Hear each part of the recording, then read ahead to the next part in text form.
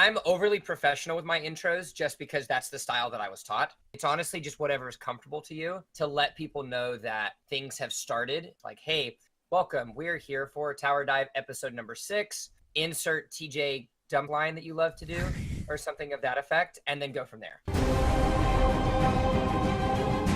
Okay, that's the intro. That's how it starts. It's episode 6 of Tower Dive, your Arena of Valor podcast. I'm TJ, an esports shoutcaster for Arena of Valor, and today I'm on a podcast full of broadcast talent. Joining me is shoutcaster and head writer for Samurai Gamers, the BuzzFeed of Arena of Valor, DTwo. Hello. In our rotating guest seat to come discuss the esports scene and his formidable height is Valor Series host and shoutcaster Bill Jump Carter. Hey, what's up, everybody? I want to kick things off with some mad science. I've been streaming regularly and experimenting with the meta during that time. One of the places I feel there's the most room for variety and change is in the mage class. You may remember, Jump, over the course of the last competitive season, we saw a wide variety of mages. I think it's the most flexible role, and I think it's about to get more flexible. I agree with that. As the Arena of Valor esports scene grows, when you look at other MOBAs, you look at the other games that that Arena of Valor kind of stems inspiration from in a lot of ways. Mid lane has always been one of the most versatile. It's something that I have enjoyed. That's why I'm a mid lane player myself. And as you're starting to create teams that have that deeper level of synergy, I think that that's going to be the spot where you're going to find those variables, because then that will be a pure reflection of what these teams are going to create for an identity. Okay, here are my predictions. And you may be like, TJ, you're wrong, but here are my predictions. Over the next season of competitive play, in whatever form it takes, we will see Azenka and Gilder multiple times. Why? Like, why? I mean, I look, there was a Maganga meme for a long time, and then people were, and then he got buffed, and people were like, oh my god, Maganga's here. So I had to create some sort of whatever. Now it's your turn. I was never a Maganga guy. I was never on that train. I'm on the Azenka train because I think, like Crixie, he's very steadily received buffs, and he's at a point right now where he does terrifying CC and a large AoE, which is very much the meta, and he does so with high damage potential, which is something that mages like Crixie have exploited for exactly the same burst and competitive viability. And then Gilder! Let me get started on my boy Gilder. You can run him in top lane, you can run him in bot lane, you can't really run him in jungle, you can run him in mid lane. He has range stuns, and everything in his kit has a stun, and he has a passive that's a stun, and he is perfect. His passive for the is so meta. bad.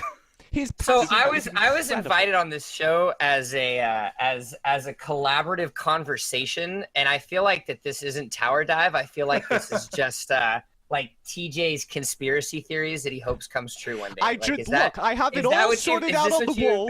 Jump. I've red yard connecting Gilder to another newspaper clipping that reads International Championship. And let me tell you, there is going to be Gilder at the International Championship. Daniel, tell me why I'm wrong. I could tell you legitimate reasons why he could be, but not the reasons that you gave.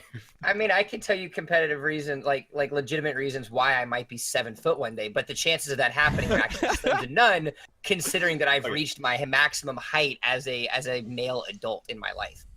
The reason he might be okay is because they buffed his starting or his base damage, which means he doesn't have to scale it, which means you can play him as a tank and still do reasonable damage. So we're talking about his 2. His passive is utter garbage. You'd rather just have auto attacks than what he does, because he just basically self-stuns himself. His ult is really powerful. So basically you can build him as a tank, you can build him as a support, and kind of roam around the map, and that can be a reasonable thing. I think the rest was playing around with him. To use your Azenka comparison with Crixie, there's 2 massive things that are different. Crixie has way more range on her 1, and she has a lot more movement speed.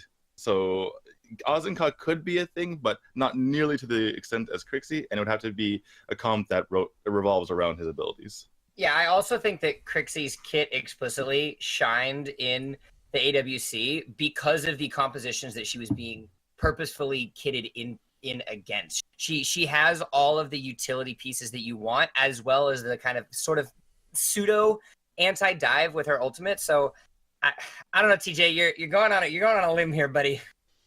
Well, it's a shaky limb, but that's the point.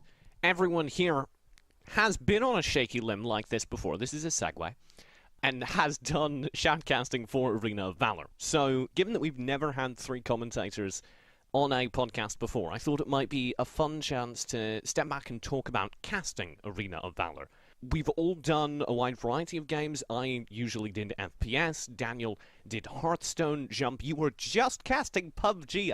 I gave you a hug while you were doing it. What are the major differences between casting AoV and other games, both in the MOBA genre and other games in general? So for me, I take a look at Arena of Valor and I take a look at what the basic mechanics for casting a MOBA that is as fast-paced kind of creates for itself. And I think that something that can constantly be improved on, something that as the Arena of Valor professional scene continues to grow, I want to see casters and broadcast talent do more of this, is building the narrative in-game and building the narrative out-of-game. You have to have a story. You have to have something more than just the game itself for your audience to actually ingest, something that they're actually going to enjoy.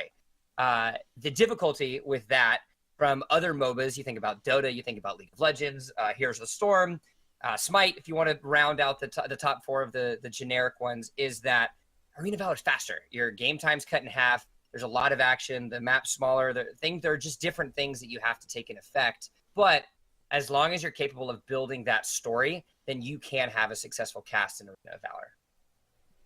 So, when I was trying to figure out how I wanted to cast Arena of Valor, I actually looked a ton to, and this is going to make me sound completely crackpot, I looked a ton to Rocket League. Because what Rocket League has is a very similar game time, and I think game pacing. I think pacing is good. The issue that we find ourselves in, and it's something that I've talked with multiple broadcast talent in Arena of Valor for, is because it's so fast, casters don't think they have to, what we like to call, throw the ball as often. So when you think about the difference between, say, play-by-play and color, play-by-play is always talking about the who and the what kind of situation, whereas the color caster is talking about the how and the why. Because you have those separate roles, sometimes in Arena of Valor, you find yourself more long-winded because there's all that action going on, because you're terrified that you're not going to get to input your opinion because another piece of action will happen. And the best way to solve that isn't by holding on to the microphone more. It's about passing the ball, like we want to say, more often. And I think that that's something that can be improved on and actually works very well because of the high-paced action that Arena of Valor creates. I know, Daniel, when we were doing some test casts together, I quite quickly settled on, what did I say, 3 sentences? And if you're saying anything over 3 sentences in AoV, something's gone wrong. Yeah, it's definitely a situation where if you talk too long, you can end up talking for like 5 minutes, like Jump mentioned. And the nice thing is that as more talented casters get into the pool, it's way easier to do the casting like Jump just mentioned, where you just pass it back and forth because you have that confidence in your co-caster to go ahead and not only fill space, but really just, move the broadcast forward. I would like to give my input into casting because I did a lot of Hearthstone, but the casting style is just so different that it's hard for me to talk about, other than, having that narrative, because in Hearthstone as well, you really want to have that narrative when you're going through a cast. And a lot of times games can go quickly and it's best to do that between games. So I agree with that as well. I found it kind of interesting that you brought up trust in your co-caster, because I think Arena of Valor, more than any other game I've casted, relies on the ability to trust your co-caster and have a back and forth, because you oftentimes don't have time to explicitly start a conversation with your co-caster. You end in a situation where you need to listen to your co-caster and acknowledge their points, at least the way I'm doing it, by working it into your commentary and having a conversation between the lines, because you don't have a time to actually have a talk about how the game is progressing. A very fast-paced conversation at that. Yes. I think it's less about having to have the fast-paced conversation, because I still think casters get into the difficult mindset where they feel that a conversation that needs to be moving in a fast-paced game means that you have to cover more topics in a shorter amount of time, when in reality, that's false. If you want to talk about, say, in your downtime, gold items and tower deficit, it doesn't mean that you need to talk about all of those 3 things and then throw it to your caster. It needs to be, you talk about one, you toss it, you make a comment. You toss to the other, you talk about it, you make a comment. You move this, like I said earlier, this back and forth, this passing of the ball. And while it seems very simple and you don't feel like you're covering enough ground, there's a term that my mentor, when I first started casting, said as simplicity turns things more complex than taking something complex and trying to make it simple. That might be the most zen thing I've ever heard come out of your mouth, John. You know, I have my moments. It does make it more difficult because you're basically turning it into, you're live editing yourself. You're like, all right, let's just cut the fat right here. And then as you're talking, just make it short and sweet and good. Agreed, but isn't that, and I don't mean this disrespectfully, but isn't the ability to cut out the fat and make those clear, concise points digestible to the audience our jobs as talent in a lot of ways? Because our job is to take what they're seeing and to turn it into this elaborate story that they're going to enjoy beyond just the game. There are always going to be individuals that watch Arena of Valor. You two, myself, we're going to watch it because we enjoy the game. But in reality, we're broadcasting to players and to fans that might not play the game more than, I don't know, once or twice a week, maximum maybe like a couple hours, or just the casual player that doesn't have that expert knowledge. And so the things that are going to be keeping them sitting down, the things are going to be keeping them watching the channel, watching the tournament, whatever it is that we're trying to showcase for them, are those stories and are those points that they can be invested in. Right. I think we're just going down the line of the difference between Arena of Valor and something like League of Legends, or maybe even a long game of Hearthstone, for instance, where in one of those situations, you're being short and sweet, like I mentioned. In the other, a lot of times you're filling space, to be honest, because there's just long periods of time, like 5 minutes, 10 minutes, where you're just talking nonstop. So I think that's where the difference comes in. Agreed. But it's those moments I think that we as talent need to capitalize upon a lot more, because when you take a look at that downtime, you have a bigger platform and a wider gap of space to actually interject the story that much more. You take a look at, for example, a very easy example in the season 1 of the Valor Series. Rest had well over 120 more assists than any other player in the Valor Series, and had more than everyone else combined by like 50 or 60 or something like that. That's a really cool point, and you might not have time to be able to talk about that while the action is going back and forth. But if you have downtime and he's playing on his number 1 hero like Alice, that's a nice little piece of information that you can not only relay, but then talk about. And so it not only, one, fills the time that you're talking about, but more importantly, it creates an extra level of investment for the viewer to actually take in. I think that casting Arena of Valor, especially at the World Cup, where I was very happy with my commentary, was exciting for that reason. I never felt like I was filling time. Unlike any other game I've ever done, I always felt like I had something to add to that moment as the color commentator.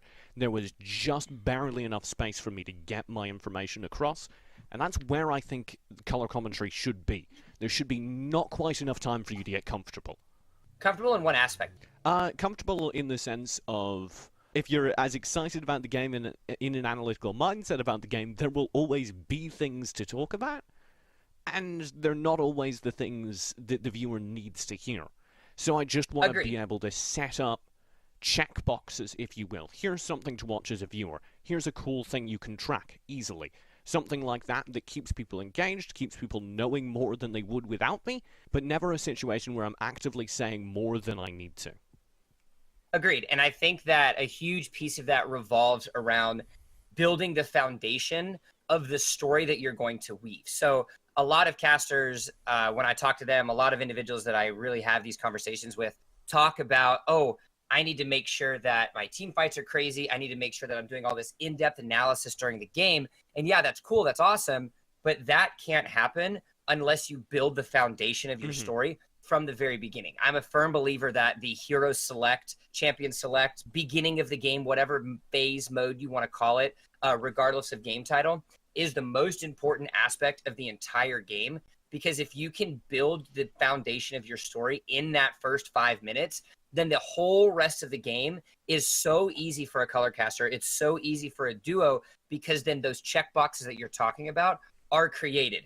You talk about the story. You talk about the win conditions. You talk about substitutions, what heroes they're going for. You find all of these checkboxes that you want to hit, and then anytime you bring it up, you don't feel like you're inserting random knowledge and the viewer looks at you and goes, what is that? Where did this come from? I had no idea that he's playing Alice, and I really care. Why should I care about Alice? But if you mention it at the very beginning, when he selects Alice, then you'll know anytime that Alice is brought up after that, well, I know why he's important because he told me he's important at the very beginning. And I do want to say, of the entire World Cup, I'm super proud of our draft phases during the final. So I think you're absolutely right, Jump, and I'm very happy with how me and Opal managed to get those draft phases across as a setup for the whole game. I'm also really proud of you as a host, Jump. I'm going to assume this was intentional because you just gave me a super easy segue. Speaking of draft phases, let's talk about the characters that have been added over the past few weeks. We saw Roxy and Baldum added. Roxy recently, Baldum during the AWC. Daniel, you've probably played with them more than me because you do all the Samurai Gamers stuff. How are they fitting into the meta? Do you see them being competitive? I play a lot more Baldum. I haven't gotten to play much Roxy, though I have played against her quite a bit. Roxy is definitely the much better hero. I just slotted her into tier S yesterday after like 10 days of watching to see what was going on with her. She's very similar to Aram, very durable, capable DS laner, clears the waves faster than Aram actually, and has a snaring ult basically. So just extremely hard to kill in the late game and can hold her own. So yeah, very strong. Baldum, we put him in tier 2, I believe, and not quite as good. He has similar issues to Roxy and Aram as far as their weakness to marksman is concerned. His 1 is extremely strong. His 2 is pretty good as well, but his ult is extremely hard to land. It's really clunky, and you don't always want to use it because you could basically prevent damage from your own team, which is problematic. So basically, Baldum, if he had a good ult, he probably would have been 1 or S. But as it stands, his ult is extremely clunky, so therefore it makes him hard to use. That ult, of course, swallowing people into the earth, consuming them, and notably, major monsters into like a capsule for, do you know how long it is off the top of your head? I think it's like 3 seconds. It's really long. It's very, very long for AoV. You have to sit there and think about what you did wrong for a while. That made me think, particularly with the map updates that we know are coming through that will put much more priority on monsters. Jump, do you think there's room in organized competitive play for that ultimate to be used as specifically a zoning tool around major team fights for monster control? I think his crowd control is really great, but there's always the worry about mobility creep in games. And when you have this hero, the crowd control is good, but if he's not able to continue, or he's not able to initiate, or there isn't a team composition that can help him initiate to have that lockdown, then he can simply be kited around with ranged heroes, or they can just make sure that they're not grouping up for a full 5v5 team fight, and they go for more of kind of a split push style. It's a very team-focused character. He needs the right composition. Yes, without a doubt. That's one of the issues with Baldum. His ult is very team-focused. His 2 is very team-focused, but his 1 is very snipe one person off focused. So there's kind of a contradiction in how his kit matches up. Yeah, he wants to go into one person, and then once he's there, he's like, "Hey, can we have a party now? Like everybody come and hang out." But in reality, you kind of have to pick or choose. Do you want to be someone that can kind of get to the back line, get to that DPS character, and take him out, or do you want something that is for the entire team? I get the concept of kind of charging for one person and then hoping that one person is near the team to lock them down with the ultimate, but at the same time, if a team is smart and they play around it, the second that he goes towards that one person, they can disperse, or smart teams aren't ever going to allow that grouping to happen so close for him to actually have the full effect of his kit. Well, let's move forward to something that will have a full effect on the esports scene. Jump, I asked you, as I do with all our guests, what do you want to talk about? And you said specifically you want to talk about organizations, teams coming into Arena of Valor. I assume there's going to be more Arena of Valor upcoming with the International Championship. Does this mean we're going to see more Team Liquids, more Cloud9s getting invested in AoV? So I think this is a very fun question, and I think it's also a very complex question because when you think about the development of esports, the first thing that someone sees is, oh, TSM's getting in, oh, Team Liquid's getting in. You have these large orgs that are there. Realistically, unless it's profitable, then that kind of question gets nipped in the bud. However, I see that Tencent, and I see that this kind of dedication to growing the Western scene. You've got North America and Europe just having, participation in the AWC, and then you've got the AIC happening later this year. With that, I think that dedication and that desire to grow from Tencent is going to give enough of a bud, enough of a seed being placed into the minds of some of these bigger orgs.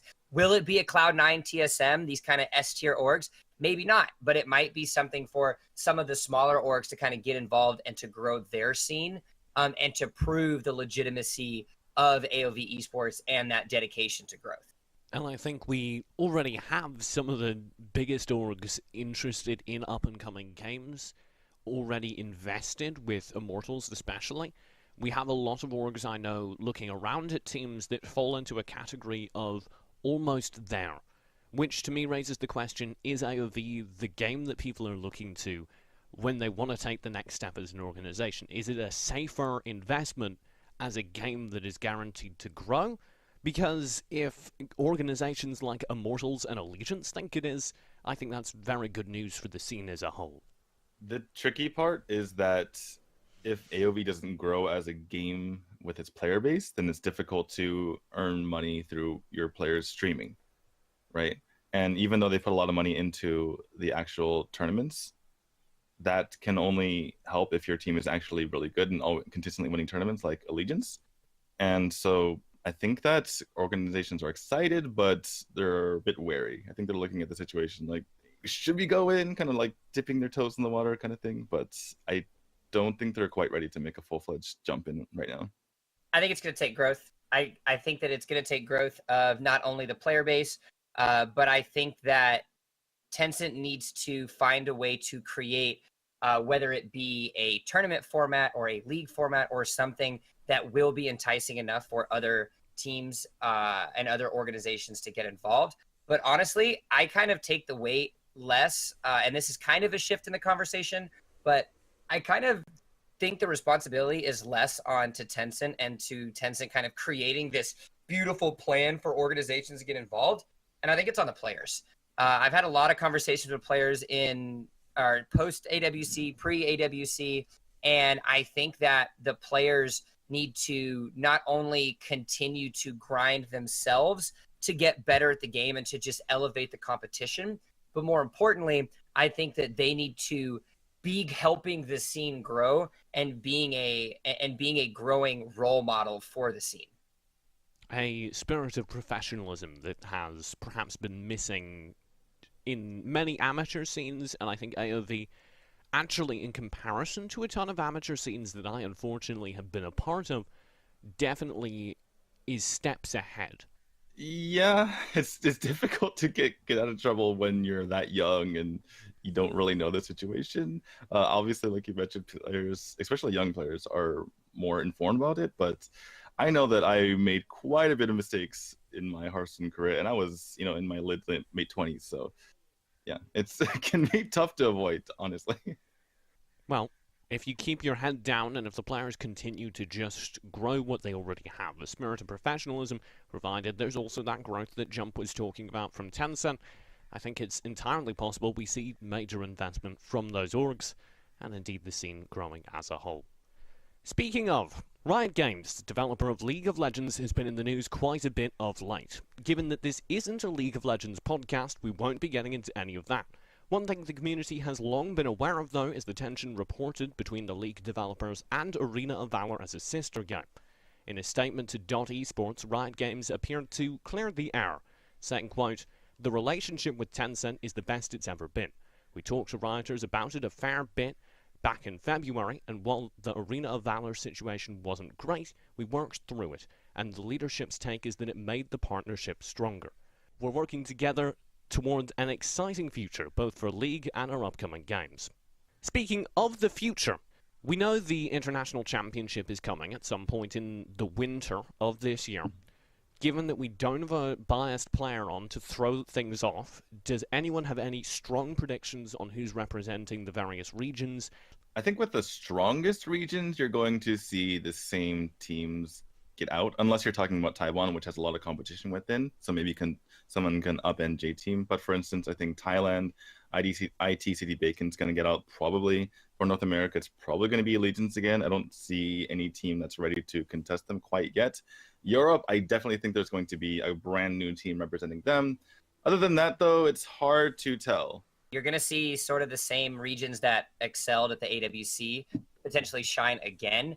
But I also think that if in some form or fashion there is a formal situation where the West actually has that time to grind, even if that means multiple players in the community just getting scrim blocks together every single week and actually focusing on improvement, there is a chance for the West, specifically probably North America, to climb higher, because I think that was just the issue with them at AWC was they just didn't have the depth that they needed for a changing meta. And if they fix that, I do think that they can compete with some of the more top-end teams.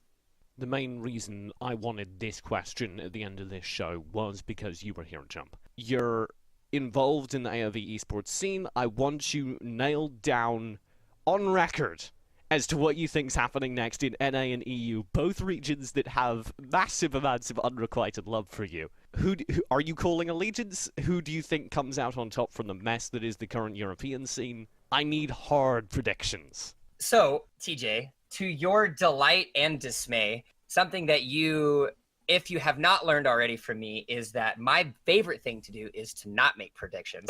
Explicitly, because my job as a host is to ensure that other people can make predictions and I can help them to highlight that. But here, Jump, I am the host. You are the analyst. I am the host now. Nailing you down. The guest speaker. It's time to put your stuff on the table, Jump. I'm with TJ here. All right, so I will say this. I think that as it currently stands, Allegiance has the highest chance, explicitly because they're the more organized. If by some fluke, chance, whatever it may be, that there is actual grinding to be done by other teams, other players, and there is something that can allow for these players to kind of play, then yes, I do think that Allegiance might not necessarily be a clear cut of it. When it comes to Europe, I have no idea what's going to happen in Europe right now. You think about Nova Esports, you think about For the Dream, which some people are saying is dead. That is kind of an all-out brawl in a lot of ways, and I think it really just comes down to, again, the players and what level of dedication are they going to have to improving as a unit. When you take a look at solo queue, when you take a look at the way the professional landscape exists, I'm in a couple of the pro player discords and I get to see their interactions. It's all about individual improvement and kind of grinding up the ranks, but not about improving as a team. Allegiance has that. They have that in their repertoire. Immortals has that in their repertoire. You saw them just go overseas and partake in a completely different tournament that they're going to be involved in. And so as a result, it comes down to who wants it more and how long is it going to take before they're firing on all cylinders. You're safely predicting the most experienced teams, the longest running teams will be successful. That, of course, leaves Europe as a bit of a mosh pit. Here, no, you want this? The team that has two things that I'm about to say will win these next sets of international tournaments: an actual practice regimen and a regimen that includes post-VOD analysis. So if they're able to practice regularly and legitimately practice, and then they're able to take that practice, take their community tournaments, take whatever it is that they play in, and actually improve on that review, they're the ones that are going to win. Okay. I got Jumped to make a prediction. This is I'm done now. It's all over. It's downhill from here. I have a question. Do you think that a team with Vex will win Europe? I think that one player cannot decide the entirety of a team. While I do think that Vex was an unbelievable player in Europe in Valor Series Season 1, we unfortunately didn't get to see him kind of compete at E3, and of course, because of that, he wasn't able to compete at the AWC. I do think he's great. I do think he is a monster. But I also think that even though a great jungler and it being as impactful as what it is in Arena of Valor, if your team isn't there, then you're not going to be able to do anything. So I think that if he is able to have side laners that can hold their own, a mid laner that actually knows how to roam with him, and a support that just knows how to play support, sure. But I think that dictating the entire success of one player does not warrant the success of an entire team. You think about League of Legends, you think about Faker, the greatest League of Legends player to ever play. He hasn't had a great showing with SKT because it doesn't matter how well he plays, doesn't matter how bad he plays. If his team's not there, then it doesn't matter. I agree with the initial statement. Vex alone does not guarantee success. But a rumor I heard, he apparently left his former teammates and there's a mesh going on between X for the Dream, Vex, and X Vitality. If that super team comes together, from all the roster proposals I've heard, I think they're the best team in Europe. You know what I love, TJ? Is that you just bullied me for saying that you're the host, and you just gave the most definitive piece of analysis in the last 30 minutes of this show. Feels good. Feels good, man. I was just going to go off on a slight tangent, which I don't really want to go too far down, but there's the question of whether Vex can be as viable, since lately it's a marksman jungle meta. And he doesn't typically, but he'll probably be good regardless, obviously. But who's the best player in the world, Daniel? Me Marks.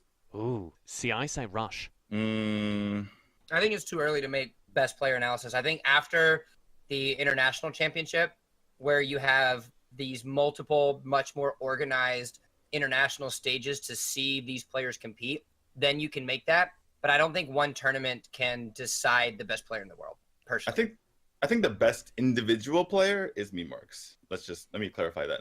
It's hard to disentangle, the team from the individual, especially when teams are playing such a high level as a team.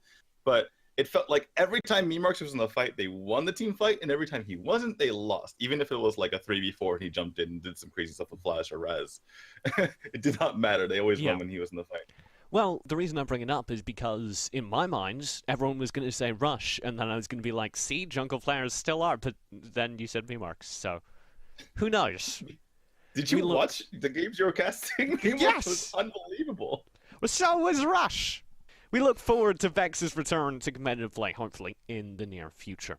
For now, thanks so much for joining us today, Jub. If you wanted to plug anything before you close things out, now is your time. Hi, yes, my name is Bill Jump Carter. I am a professional esports host and caster. I just do dumb shit on Twitter, twitter.com/jump_. That's that little underline symbol with his face, if you don't know what that is. I do awesome things. No, it's underscore. It's not hyphen. It's not hyphen. No, it's an underscore. You're ruining my outro, TJ! Other than that, these guys are awesome. Thank you, TJ, for having me on, and I'm excited to see what the future of Arena Valor Esports becomes. Tilde. Tilde is completely different. It's the squiggly line. I know what tilde is. TJ, in the wide world of this, you are the tilde. And the tilde... Yeah, you're the tilde. I can't think of a better way to end the show. This podcast will be uploaded every Wednesday. You can get it anywhere the podcasts are downloaded. Just search Tower Dive. Daniel writes for Samurai Gamers. The quickest way to get to the Samurai Gamers AOV page is sgaov.com. You can find him on Twitter at D2HS. I myself am on both Twitch and Twitter like Daniel and Esports TJ. Thanks for listening. Have a nice evening.